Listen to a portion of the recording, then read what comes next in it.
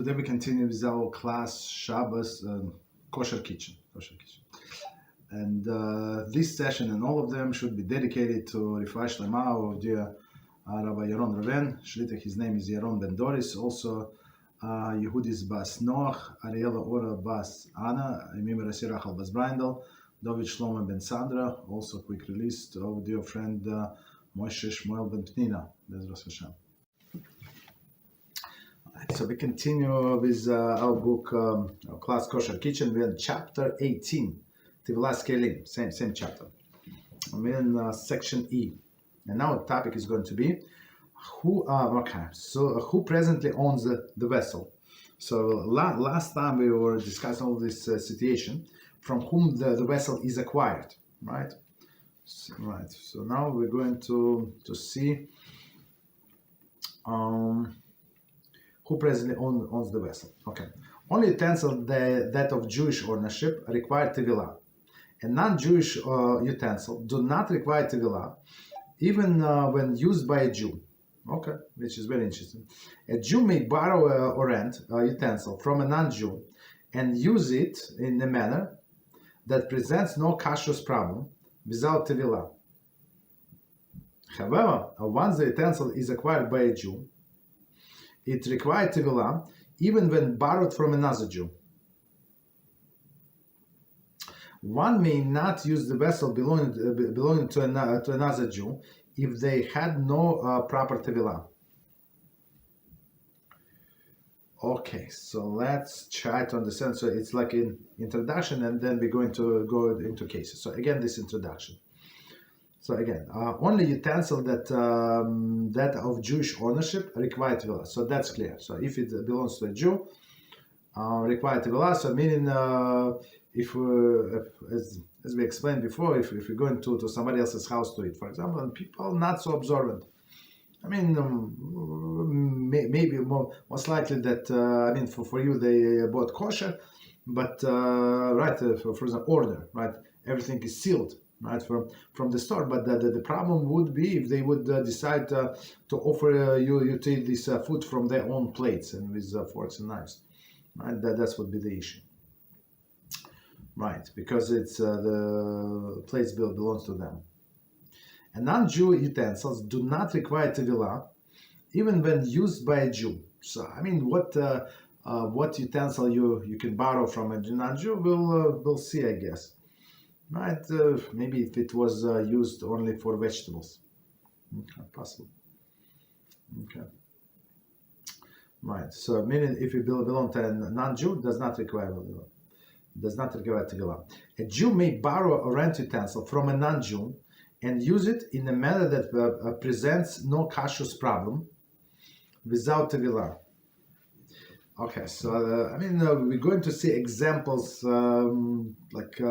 practically speaking, because me personally, I don't have any good examples that a Jew borrow utensils from a non-Jew and use it in a way that it would not present any kashrut problem. I guess it's only if it's for vegetables and fruits. That's the only case I can think of, because if it was used for fish or with meat, so it would be an issue. Okay. However, once a utensil is acquired by a Jew, it is required Tevilah, even if borrowed by another Jew. Okay. So now, if a Jew, for example, he bought this utensil from a non-Jew, so now he has to. However, once the utensil is acquired by a Jew, it required Tevilah even when borrowed by another Jew. Right, so one Jew borrowed from another Jew, so he has to Tovel, I guess. I would say without blessing, because it's not his. Okay. One may not use vessel belonging to another Jew if they had no property Tevilah. So he's very explicit. It's actually from Rema. Okay. So meaning, if we borrow something from another Jew and we were going to use it for food, so it would require Tevilah. Okay, no problem. But from a non-Jew, if there's no kashrut problem, okay, No Tevilah is required. So okay, so that's subsection 1, and it says eating in a home. Okay, here we go. Or one who does not perform Tevilah. So, and many people, especially, I have to deal with that. Like, and that's for me, it's annoying. Some people try to be politically correct, and they cannot say the truth to people. So it happened to me, I don't know, 3, 4, 5 times over the years when person said, like, a person moved to Jewish community and a person got upset. So I'm trying to keep kosher. I'm trying to and I do as much as I can, and people do not want to come to my house to eat, right? They make excuses, and I understand. The person said they would invite me to their house, so there's no problem. It's not like they don't like me or something, but they would be reluctant to come to my house, and they make excuses. And from I mean, you can after the second or third or fourth excuse, you understand that is the people are not sincere. They're hiding something. And people were upset, like want to quit everything. I said. I asked this person right away. Did you Tovel your utensil? Like, did you put it in the Mikvah? So no, I bought it new. I knew when I started kosher, keeping kosher, I bought new. I said, yeah, but you have to tell. See, nobody told me. I guess now I told you. I told you now, and I said that most likely that it was the case. So in at least in two cases. So I said, go Tovel, right, or ask these people, right, who refused, who were reluctant to come to your house, say, I want to can you help me, for example, right? You try to be friendly, and people, of course, you ask people to help with the mitzvah. It's not like you need their help, but they know more, so people run to help. Jewish people, very, very, right, very good people. Baruch HaShem. Right, so they always run to help, and now at least in the 2 cases they say, yeah. So that's exactly was the case. So my question is, why did the people could not tell that? Like they knew it. So if there is some obstacle, like say you have some doubt about the person, just tell them. Just tell them, look, right? I'm not sure if you know. I know, like, I'm not sure you know, but when you buy a new utensil, or when they're in your house, right? Just start a conversation from nowhere. Actually, you know what? I bought this plate, but I cannot use it. Oh, so why cannot use it? It's not kosher. No, it's kosher, brand new, but I have to go to the villa. So you see all of these plates. You see the 6 plates. We actually told them, but I forgot in my car this. How could I do this and that? Okay, so make up the story. That doesn't matter, right? So, but in order to say, yeah, we have to end in order to start the whole conversation about maybe plate's not a good example, but our knife. Right, I bought the set of knife, and this knife fell in my car, and the Tovel, so I cannot use it even once because I have to go, and that's a Jewish law, of course. I mean, right, and you start expand the person, and you see a person, yes, and you hear, you see by the look at their face, they never heard this laws. So I mean. So you can bring the topic without like insulting them or embarrassing, and there's nothing to be embarrassed in my opinion. So like when I heard this, I said, but maybe they don't like. No, they like me very much. They invite me like to their house. Oh, I said that's maybe the case. No problem. Right. And people are embarrassed to say we're going to come to you, but we're not going to eat from your beautiful china set, but we're going to bring you our paper plates. Right? So, I mean, you can always explain people nicely. We're not trying to embarrass anybody. Right? So, right, I have experience with that. So we start. One who is invited to eat at the home of one who did not immerse their utensils is faced with dilemma. To eat the food may involve transgressing the Halachah, while not partaking the food may cause embarrassment. This poses a special difficulty for those who visit non-observant relatives. Frequently, non-observant parents will accommodate their observant children by keeping kosher home, but may not have access to the Kelim Mikvah. Okay. The problem is serious, and rabbinic advice should be sought. The following principle should be known. Okay, so I mean, you see, it's very involved. This is a good example. So even, but I think in my mind, if it's your parents, just tell them.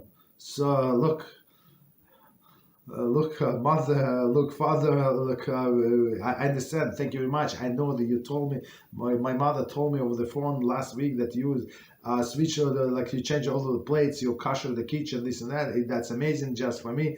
I can come and eat. I appreciate it very much, but you can tell them, but look, next time I come, can we go to the Mikvah? Right, and Mikvah we can use like lake or something, right? Ocean, sea, whatever you have there.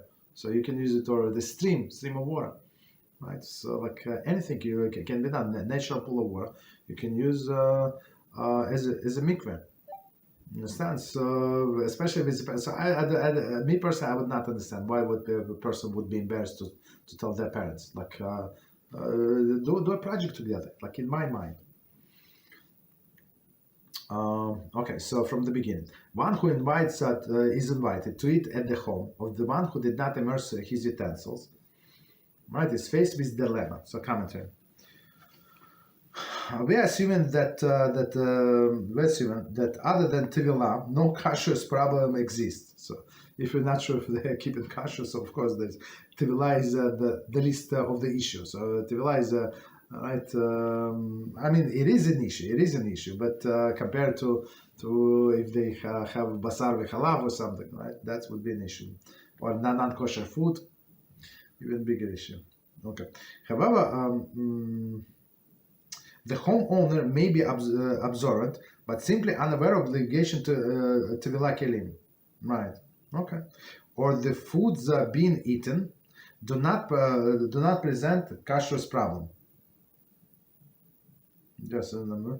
Or the foods being eaten do not present the kashrut problem. Okay, so meaning the person is somewhat observant. So some people decided that they're going to keep Shabbos the way they understand, not to drive, not to turn the light or something, right? And whatever they heard from a lecture, 15 minutes lecture, they would keep, right? But they never learn the details, right? And and they know that you have to keep kosher, whatever they know it's kosher or not kosher. They keep whatever they can, but never anybody told them about the different the vessels. So I mean, if you know that somebody is just starting out and they are not very serious in learning, they not learn every day, right? Only here and there, maybe, right? So most likely they did not know anything. Most likely, okay. So for me, it's not a dilemma. You can ask them. You can ask them, like tell them nicely in your house, like pretend like start talking from nowhere, right? Just example about yourself should work. To eat the food may involve transgression of the Halachah, right? To eat the food meaning from these plates, from these with these forks and knives, right? While not partaking may cause the embarrassment. So I mean, like just tell them the truth, explain to them. Okay, this poses special difficulties for those who visit not observant relatives.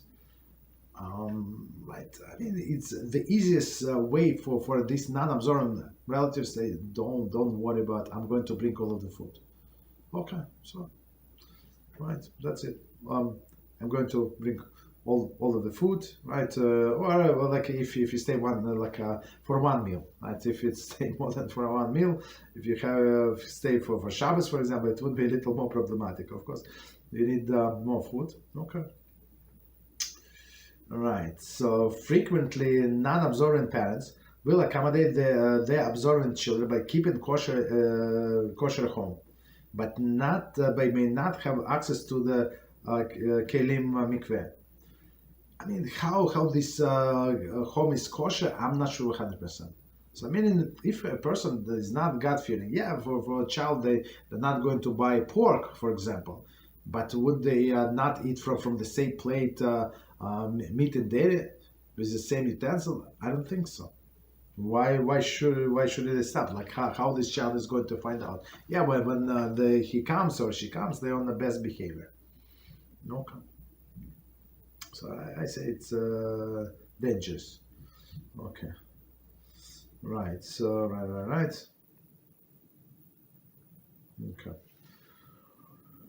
The problem is serious, and rabbinic advices should be sought. So I mean, usually, I heard about that the parents would convert the kitchen completely to kosher. I mean, but still, like, can you trust them if they do not care about the Shabbos? I mean, if they at least some kind of traditional one, they at least they know what kosher is. Yes, but otherwise, especially to mothers, a mother would not feed their poor children poison. No, not poison, not kosher. But otherwise, we have to be careful. Okay, right. So the following principles should be noted: the food prepared and cooked by in a not immersed utensil is unaffected and may be eaten. Thus, the problem facing the guest is only to use the non-immersed utensils, dishes, flatware while he eats. If possible, one should eat with a plastic cutlery on a plastic or paper dishes. Okay. If invited to some authorities, one may face with the difficult situation. Eat solid food from the plate. Eat solid food from the plate. Okay. They contend that the solid food essentially does not need a plate. Thus, eating the food from the plate without metal flatware does not constitute the use of plate.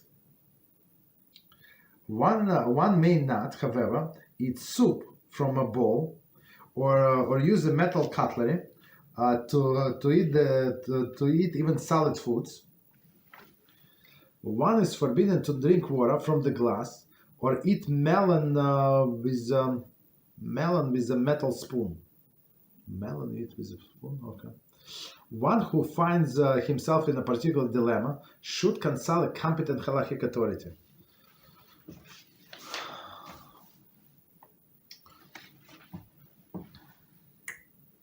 So we have to understand this is a serious life challenging situation, right? And we have to understand that other people try to accommodate us. They say kosher, is it kosher? Yes. They go buy kosher chicken, for example, spend a lot of money and cook it in their dairy utensils or non-kosher utensils. So what should we do? So meaning if somebody is going to invite, so we have to be prepared for that in advance, play out this scenario and consult with Talmid Chacham and see how can you resolve the situation. Without when you come there, so then you're going to be embarrassed and or embarrass them, right? If you try to say something different. But if you agree on the things or explain things in advance, so it would be much easier. Much easier. Okay. So again, from the beginning, the food prepared and cooked in a non-immersed utensil is unaffected and may be eaten. Right. So meaning if they did not immerse these pots, right? And they cooked whatever food, so we can eat the food. So there is no problem with the food that was cooked in a not immersed utensil. So far, so good. I mean, of course, it's we're talking everything we talking here after the fact. Thus, the problem facing guests is only to use a non-immersed utensils, right? Dishes and flatware while one eats, right? And okay. So, food after the fact, there is no problem.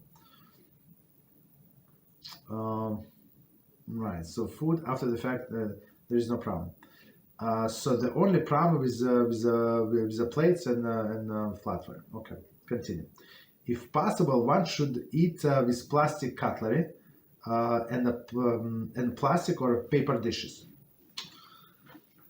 So if you're going to talk about it in advance, there is no problem. right? But remind them and make sure that the person that you're talking to is a responsible person, that they're going to say and they're going to do as they say. For example, if it's only you coming, that it's not a problem, right? So, I mean, but if the other people coming, they might have too much on their mind and they might forget. So I would say bring your paper plate, right, and your cutlery, okay, and your cup, everything, right? Like you, and people would laugh at you, like you came with your own cup. Like we don't have paper plate. I did not know, so I will most likely that you do. I like simple one. You have fancy schmancy, I have simple, no problem. So maybe make a joke out of it, but bring it with you just in case. Right. If, in the opinion of some authorities, when faced with a difficult situation, so meaning that they did not talk this out before, eat solid foods from the plate. So solid food, I would say not something not greasy.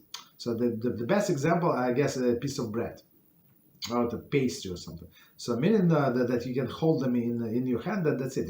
Technically you don't need a plate. So you can put it on a napkin or so, or hold it in your hand, right? So that's where they're coming from. So they say, since technically maybe it's or a piece of chicken, let's say kosher chicken, right? You can hold it in your hand and eat it like this, right? They contend that the solid food essentially does not need a plate, so meaning you can hold it in your hand, and thus eating the food from the plate without metal flatware, right? Without metal flatware, of course, right? Only plastic, does not constitute using of that plate. Okay.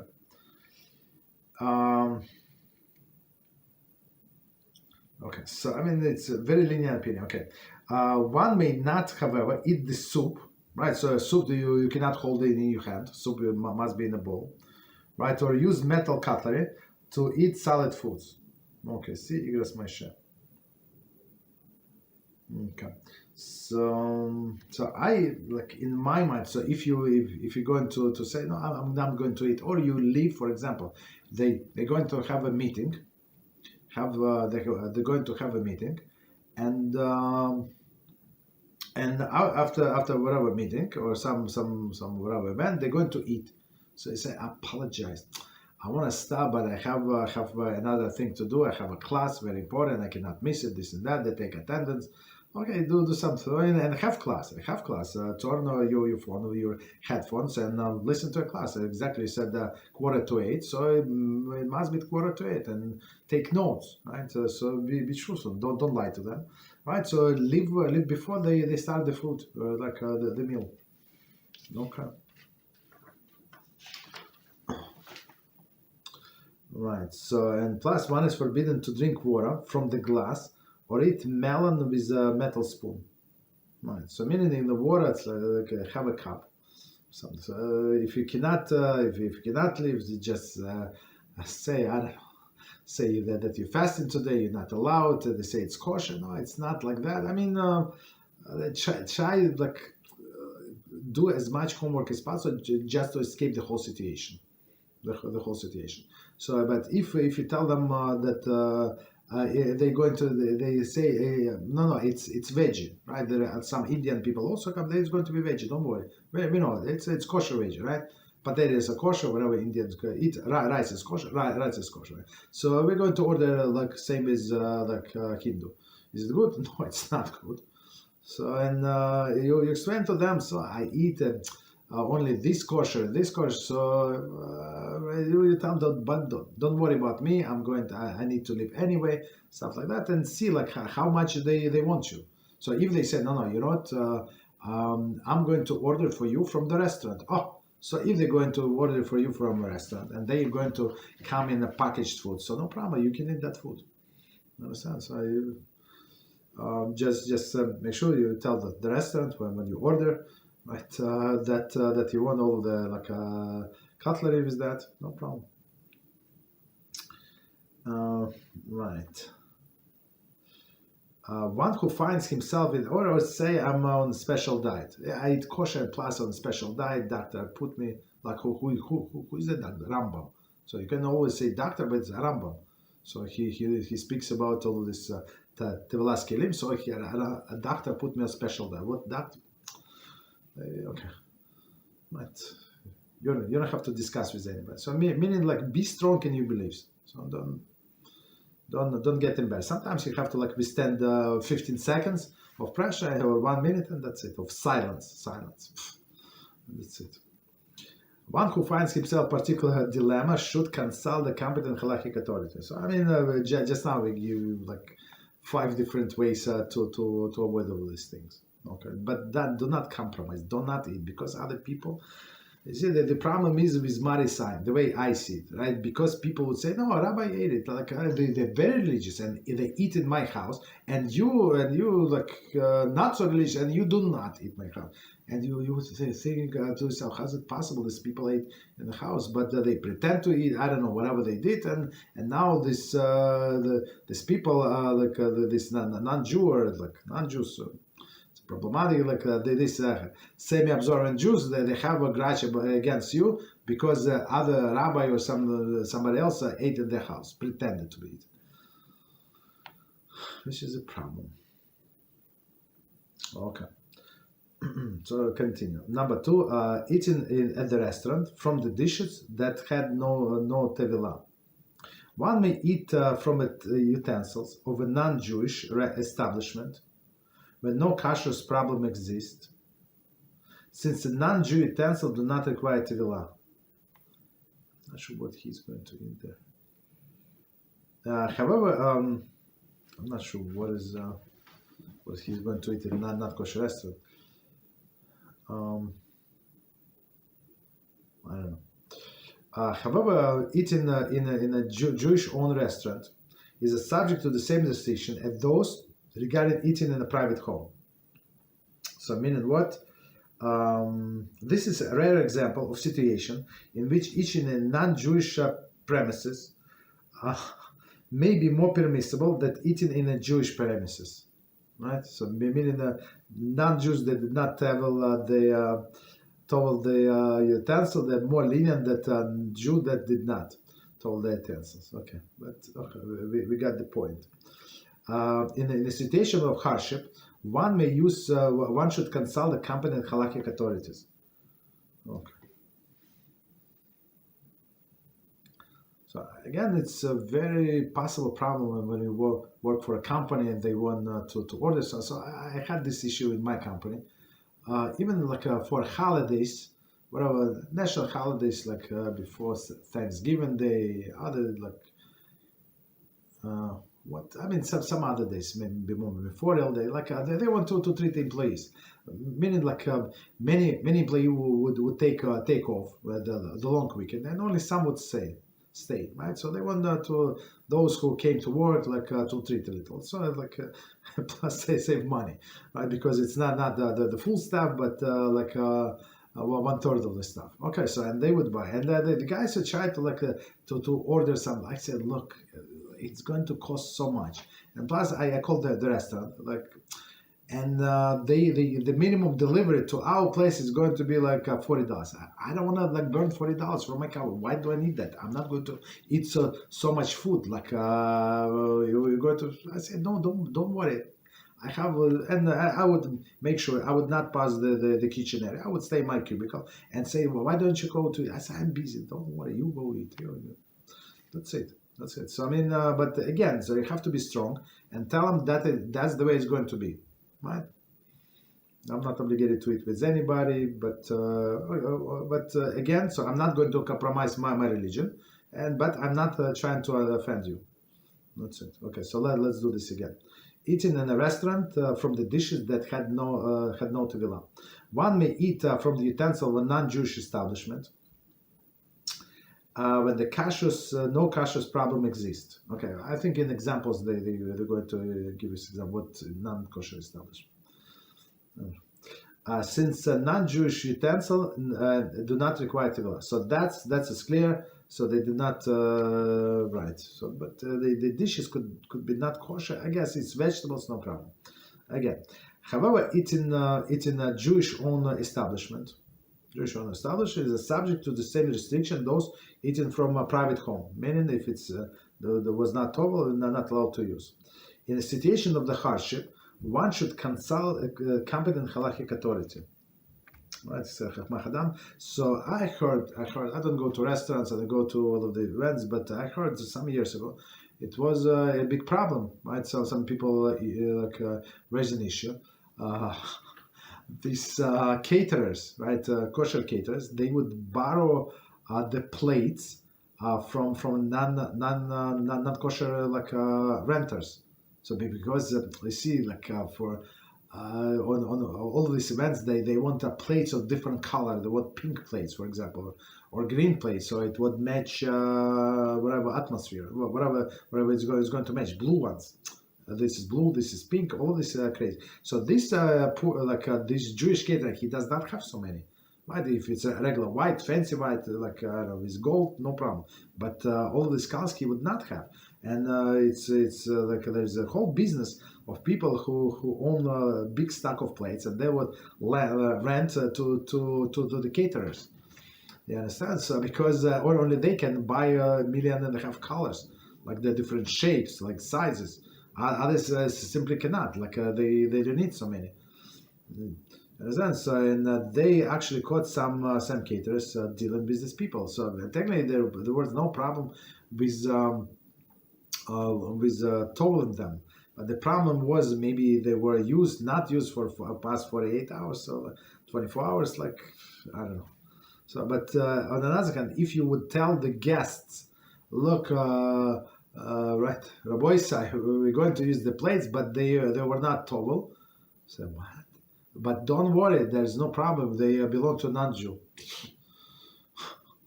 But most of the guests would not eat. So who needs that? Understand? So I'm not sure how this story ended, but I heard this. That's what happened. Okay, so let's see time. Let's see what we do. Okay, so I think we can stop here. So as you see, it's very, very practical. I mean, all of this are practical, but again, we have to be strong in our beliefs and tell them. And if you show the sign of weakness, they're going to explore it. Guarantee. But he said, no, absolutely not. So I'm not going to eat it. Don't worry. It's not about you. So don't worry. So don't worry. I'm fine. And that's it. So I had this problem with my team members. They would they want to order food on a company credit card. So they order the best food. I said, you can order me a drink, soft drink, or Sprite or something. That's Canada Dry. Okay, so order me Canada Dry, one can. You want to order me 3 cans, so you feel a little better. Order me the 3 cans. I'm going to drink it over the week. No problem. So that's it. So I mean, because you understand, because they also feel embarrassed. They go order free food for on the company credit card. Everybody got 2 portions or something, 2 entries. Maybe they're going to take home. I don't know. People eat a lot when it's free. You understand? So this manager always felt embarrassed that nothing is for me. I say, I'm fine. I don't need to eat. I have cookies. I have, I don't know, whatever. I have apples. I have banana. I have food. Don't worry. I'm not starving. Okay. So again, we have to be prepared. Okay. So let's do 5 minutes break and we continue with other subjects. 5 minutes.